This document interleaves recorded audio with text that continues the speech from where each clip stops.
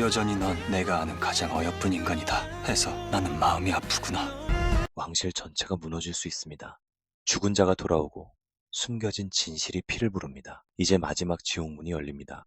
귀궁 15의 핵심 포인트 4가지 빠르게 요약합니다. 첫째, 강철과 열의의 감정이 폭발하며 운명을 거스르는 사랑이 시작됩니다. 둘째, 팔척귀의 정체가 드러나고 왕실의 치명적인 과거가 밝혀집니다. 셋째, 데뷔마마의 침묵이 깨지고 왕실의 금기가 세상에 드러납니다. 넷째, 마지막 흑막의 움직임, 왕자를 노리는 또 다른 존재가 등장합니다. 귀궁 15회 뇌피셜 분석 본격적으로 시작합니다. 첫 번째 포인트, 강철과 열의. 끝내 맞닿는 사랑이 구원을 이끌 수 있을까요? 장례가 끝난 후 강철은 궁 안의 연못가에 홀로 앉아 있습니다. 비비의 마지막 유품인 손수건을 손에 쥐고 고개를 숙인 채 미동조차 없습니다. 비비를 떠나보낸 충격 속에서 강철은 스스로를 원망하고 있었습니다. 그 누구도 지키지 못한 자신을 이제는 사랑조차 지킬 수 없을까 두려워하고 있었던 것이죠. 바로 그때 열이가 천천히 다가옵니다. 그녀는 강철 앞에 앉아 가만히 그의 손등 위에 자신의 손을 포갭니다. 강철은 눈을 들고 열이를 바라봅니다. 강철은 조용히 말합니다. 이젠 아무것도 지킬 자신이 없어. 비비도 널 향한 내 마음도 다 망가졌어. 열이는 고개를 젓습니다. 그리고 또렷한 눈으로 그를 바라보며 대답합니다. 그럼 내가 지킬게. 이젠 나한테 기댈 차례야. 두 사람 사이에 무거운 침묵이 흐르고 강철은 천천히 입을 엽니다. 처음부터 그랬던 것 같아. 네가 날 바라볼 때마다 그게 내가 사람이란 걸 느끼는 유일한 순간이었어. 여리는 눈을 감은 채 미소를 지으며 말합니다. 나는 널 볼 때마다 내가 살아있다고 느꼈어. 이 장면은 단순한 고백이 아닙니다. 이들이 마주한 감정은 팔척귀의 저주와 왕실의 음모를 넘어서는 인간성의 회복이자 시청자들이 오랫동안 기다려온 두 사람의 감정선의 절정이기도 합니다. 이전 회차에서 윤갑의 혼령은 결국 천도를 선택하며 떠났고 강철은 진짜 자신의 의지로 돌아왔습니다. 이제 남은 건 이 사랑을 끝까지 지켜낼 수 있는가입니다. 시청자들은 아마도 15회에서 두 사람이 함께 싸우고 함께 버틸 수 있는 존재라는 걸 입증하는 장면을 마주하게 될 것입니다. 이제 장면은 열이와 강철이 함께 서서 아래 궁궐을 내려다보고 있습니다. 강철은 열이를 바라보며 말합니다. 모든 게 무너져도 너만은 내 곁에 있어줘. 열이는 고개를 끄덕이며 대답합니다. 무너진데도 다시 세워. 우리 둘이라면 할 수 있어.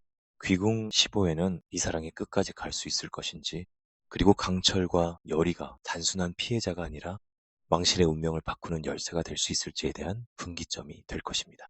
마지막 장면. 두 사람은 조용히 손을 맞잡고 정자 끝에 앉습니다. 멀리서 들려오는 불길한 종소리 속에서 열이가 조용히 속삭입니다. 무슨 일이 일어나도 내 손 놓지 마. 강철은 단단한 목소리로 대답합니다. 절대 안 놔. 이번엔 끝까지 널 안고 갈 거야. 이 사랑은 이제 운명의 거센 파도 위에 올랐습니다. 하지만 그 파도를 가를 유일한 배는 서로를 믿는 마음뿐입니다. 두 번째 포인트, 팔척귀의 진실이 전부 밝혀질까요? 팔척귀는 어둠 속에서 다시 모습을 드러냅니다. 그 기척은 들리지 않지만 냉기와 함께 사람들의 숨이 턱 막히는 공기가 퍼져나갑니다. 어느 누구도 그의 출현을 막을 수 없고 그 누구도 그 목적을 정확히 알 수 없습니다. 그는 더 이상 단순한 귀신이 아닙니다. 그는 왕실이 묻어둔 죄와 수백 년 전 죽어간 자들의 집단적 원념입니다. 강철은 어느 패전 안에서 광화문집을 펼쳐들고 그 글자 하나하나를 읽어 내려갑니다. 마지막 장엔 혈서로 쓰인 글이 남아 있습니다. 내 아이들이 왜 죽었는가? 왕은 대답하지 않았다. 이때 책에서 새어나온 피비 단계가 궁안을 감쌉니다. 여리는 그 안개를 들이마신 뒤 짧은 환영을 봅니다. 그 환영 속엔 아이를 안고 울부짖는 한 여인, 그리고 그 곁에서 칼에 찔려 쓰러지는 천금이 장군이 보입니다. 여리는 헛구역질을 하며 무릎을 꿇고 말합니다. 팔척기가 본 마지막 장면이었어. 그날 아무도 그를 구하러 오지 않았어. 강철은 그 말을 듣고도 아무 말이 없습니다. 그는 주먹을 불끈 쥐며 속으로 말합니다. 왕이 아니었다. 궁 전체가 그를 버렸던 거다. 그리고 바로 그때 팔척기가 직접 강철 앞에 나타납니다. 불길한 붉은 연기 속에서 나타난 그 존재는 날카로운 목소리로 강철에게 속삭입니다. 너는 누구냐?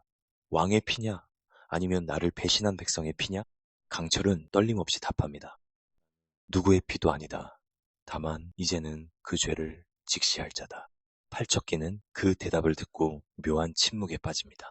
그러나 그 눈은 결코 흔들리지 않습니다. 팔척기는 여리를 바라보며 다시 묻습니다. 네가 그 여인이냐? 백성을 버리자 했던 왕의 핏줄이냐? 여리는 숨을 삼키며 고개를 듭니다. 그리고 아주 단호하게 말합니다. 나는 왕실을 위해 태어났지만 왕실을 위해 죽지는 않아. 당신이 말하는 진실, 그걸 끝까지 마주볼 사람이야. 잠시 정적이 흐른 후 팔척기는 물러납니다. 그러나 그의 마지막 말은 의미심장합니다. 이번 천도제, 누구도 끝까지 남지 못할 것이다. 팔척기가 15회에서 다시 궁안으로 진입할 가능성은 매우 높습니다. 특히 천도제가 열리는 장소는 과거 학살이 벌어진 그 자리라는 복선이 숨겨져 있으며 팔척기는 그날을 심판의 날로 삼고 있는 것으로 보입니다. 또한 시청자들은 이 회차에서 팔척기의 진정한 목적이 왕을 죽이는 것이 아니라 왕실의 고백을 유도하는 것이라는 충격적 반전을 마주할 수 있습니다. 이제 팔척기는 단 한 명을 기다리고 있습니다. 그날 아무 말 없이 떠났던 한 사람, 그가 다시 나타나지 않는다면 이번엔 진짜 궁 전체가 피로 물들게 될 것입니다. 세 번째 포인트, 데비마마의 과거, 숨겨진 선택과 왕실의 비밀이 드러납니다. 이정은 데비마마의 처소를 찾습니다. 평소처럼 단정히 앉아있던 데비는 창밖을 응시하며 조용히 입을 엽니다. 팔척기는 나와 무관하지 않습니다. 내가 오래전에 저지른 한 선택 때문이지요. 이정은 놀랍니다. 데비가 그 어떤 일보다도 입을 열지 않았던 과거 이야기를 꺼낸 것은 처음이었습니다. 데비 마마는 조용히 광한 문집 한 권을 이정에게 건넵니다. 그리고 천천히 말합니다. 이 문집에는 쓰지 않은 진실이 더 많습니다. 내가 본 것, 들은 것, 그리고 외면했던 것까지도요. 데비 마마는 과거 연종대왕 시절, 왕실이 피란을 떠날 때 어린 시절에 그녀 역시 그 자리에 있었습니다. 그녀는 한 사내를 기억합니다. 피범벅이 된 얼굴로 왕실의 마차를 가로막고 외쳤던 남자.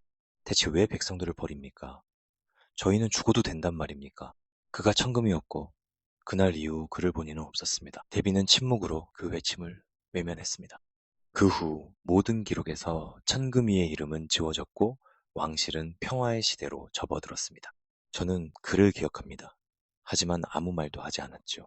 왕이 되려는 자가 어떤 죄를 짓든 입을 다무는 것이 미덕이었거든요. 이정은 묻습니다. 그 선택을 지금도 후회하시나요?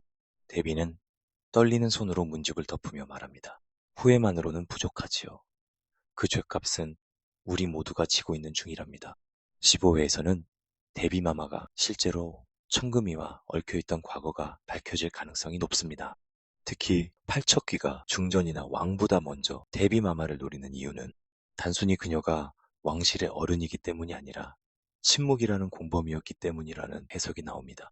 광화문집의 미공개 마지막 장에는 데비가 봤다는 문장이 반복되며 쓰여 있었다는 소문도 있습니다. 여리는 데비에게 마지막으로 묻습니다. 그럼 이제는 우리가 이 진실을 밝혀야겠죠? 데비는 처음으로 눈물을 흘리며 고개를 끄덕입니다. 15에서 이 고백은 단순한 회상이 아닌 팔척기의 원한과 직접 연결된 결정적 열쇠가 될 수 있습니다. 그리고 데비마마의 이 눈물은 왕실의 마지막 양심일지도 모릅니다. 네 번째 포인트, 궁궐을 향한 마지막 행보, 숨겨진 흑막이 등장합니다. 15회에서는 드라마 전체의 판도를 뒤흔들 숨겨진 마지막 흑막의 정체가 일부 드러날 가능성이 큽니다. 그 중심에는 풍산이 있고 그와 연결된 왕실 내부의 또 다른 권력이 자리하고 있습니다. 분석 포인트는 크게 두 가지입니다. 첫째, 풍산의 정체와 목적 변화입니다.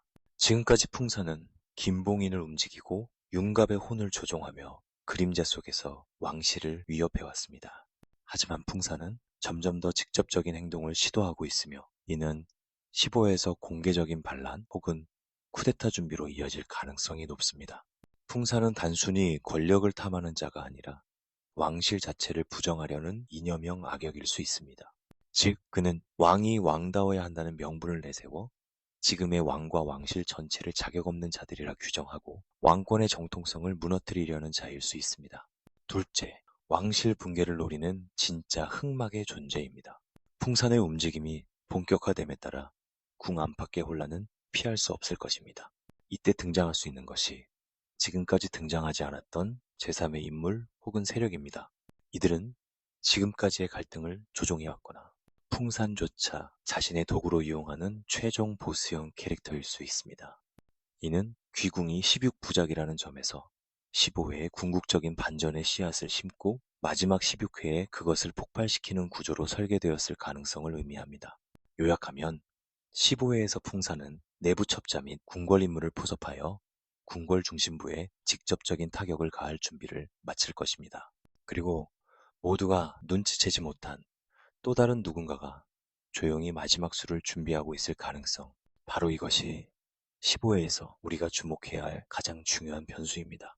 지금까지의 뇌피셜을 정리해보면 강철과 열의의 사랑은 운명을 거스르며 더욱 깊어지고 팔척기의 복수는 단순한 원한을 넘어 왕실 전체를 뒤흔들 수 있으며 데비마마의 과거는 숨겨진 진실을 드러낼 열쇠가 되고 풍산의 행보는 마지막 흑막의 등장을 예고합니다.